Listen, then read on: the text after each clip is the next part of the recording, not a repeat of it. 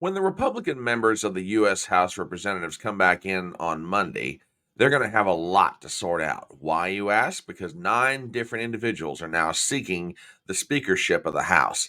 There's going to be an interesting fight inside the GOP caucus. What am I talking about? Hang on, folks. We're going to get into all this in just 1 second.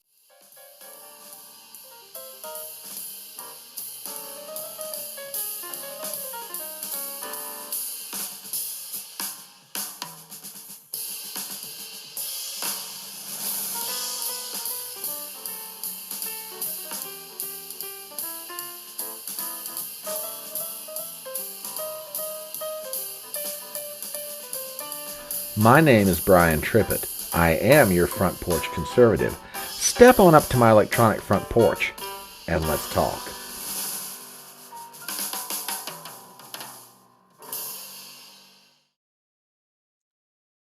After Jim Jordan was stripped of the GOP nomination to be Speaker of the U.S. House of Representatives, a door opened that many different individuals rushed to run through. Let's take a look at who the top candidates are for Speaker, give you their pluses and minuses, show you who all's in this race, and then I'll give you my take on the whole thing. So we start with an article from Politico.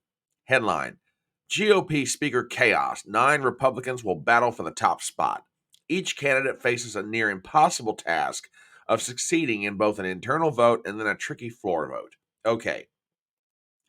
Who are the 9 Republicans in question? Well, according to Jake Sherman of Punchbowl, we have the following list: House Majority Whip Tom Emmer, Republican Conference Vice Chair Mike Johnson, Republican Study Committee Chair Kevin Hern of Oklahoma, Byron Donalds of Florida, Austin Scott of Georgia, Jack Bergman of Michigan, Pete Sessions of Texas, Gary Palmer of Alabama, and Dan Musser of Pennsylvania. Palmer is a new name that's been added. Now, there are 9 individuals who are running. What's going to happen is the Republicans will go into a caucus, listen to each one of the candidates. Come Tuesday morning, they'll whittle it down, and then probably sometime on Tuesday or maybe even Wednesday, a vote will be taken on the floor of the House. Now, of those names, I think there are 3 of them that have a strong probability of coming out of this with the nomination to be Speaker. Tom Emmers of Minnesota, Byron Donalds of Florida, and Kevin Hern of Oklahoma. Let's take a look at each one. Emmers is currently the majority whip in the House of Representatives. Now, a little bit about him. We go to thehill.com. After Republicans voted Friday to no longer back House Judiciary Committee Chairman Jim Jordan, the House is scrambling to find a new candidate. So, what do we know about Tom Emmers?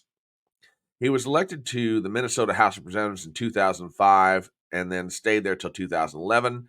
He served on various committees: finance, healthcare, and human services, along with state and local government operations reform, technology, and elections. In 2009, he announced he would run for governor, even received an endorsement from Sarah Palin. Emmers eventually lost less than a percentage point to his Democratic opponent Mark Dayton, who served in office until 2019. Emmers has served officially as the chair of the National Republican Campaign Committee. He received endorsements from Tea Party Express, Young Americans for Liberty. He was there from 2019 to 2023. He was elected whip after the 2022 midterm elections. Now, that's the pluses to a Tom Emmer resume. The minuses are he may be the most moderate member of the 9 who are seeking to become Speaker of the House. So moderate, in fact, he voted to certify the election in 2020. He has spoken against Donald Trump, and he's considered part of the Republican establishment. As a matter of fact, there's even more that goes along with it. Some years back, he worked for a George Soros-backed group as a spokesperson that was trying to make changes to the Electoral College. Don't believe me? Take a look at this. This is from the New York Post. This was from back in 2022. Knives out in the House GOP whip race over Electoral College abolition. Article: Top Republicans, little known past job working with Democrats to change U.S. elections and choose presidents by popular vote threatens to upend his bid to rise in the ranks, the Post has learned. Emmer's is regarded as a moderate option. The big thing that it comes down to is this. The National Popular Vote campaign launched in 2006 to support efforts to overhaul the Electoral College by passing laws that commit state electors to the candidate who wins the popular national vote. About 5 years after the initiative's launch, Emmers took a job as one of the group's paid spokespeople. Quote, I believe it's going to end up favoring Republicans if you believe in our message, Emmer said in a 2011 video interview posted on the website of Pennsylvania public affairs firm Triad Strategies. Well, as you might suspect, this, among other things, is definitely not endearing him to Trump world. As a matter of fact, come last Friday, Steve Bannon on his show called War Room, which airs on Real America's Voice Network, had quite a few things to say about Mr. Emmers, and none of them were good. Take a listen to this video clip, and I think you'll understand why the folks around Donald Trump and Trump himself are not happy with the idea of Tom Emmers becoming Speaker. Folks, take a listen to this. Boris, now here's the playbook. Tom Emmer, the biggest never Trumper in the House, a guy who hates Donald Trump and is endorsed immediately by McCarthy. McCarthy immediately, he's got my highest endorsement. Tom Emmer's our guy. McCarthy's mask come off. I don't have anybody else, Brian Jack or any of these other people, tell me, oh, McCarthy's so for Trump. McCarthy hates Trump. McCarthy knifes Trump. McCarthy's done nothing to move forward the impeachment. He's done nothing to move forward anything.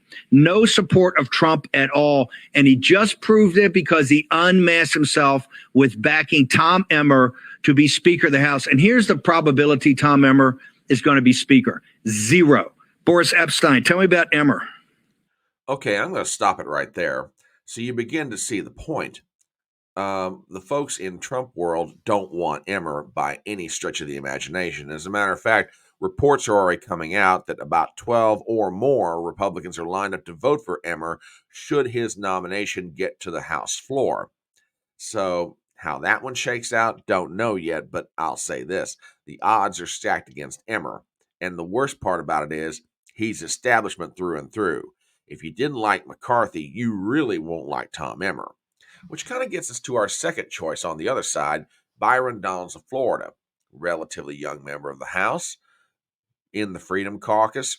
He's a campaign surrogate for Trump. A lot of people are looking at him and saying, hey, this may be our guy. We couldn't get Jordan in. Let's see what we can do with this guy. So a little bit about Byron Donalds. I'm going to play you a couple of video clips to give you a little bit of flavor for who this guy is.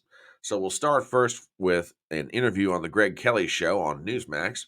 Folks, take a listen to this. You're a candidate now officially for Speaker? I am a candidate officially.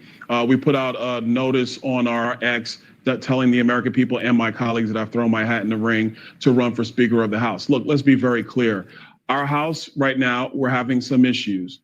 We can repair those issues, but it requires us to be unified, number one, go back to business and secure our border, actually fund this government responsibly, and then continue to lay out that conservative vision for the people who sent us here. That job can still be done.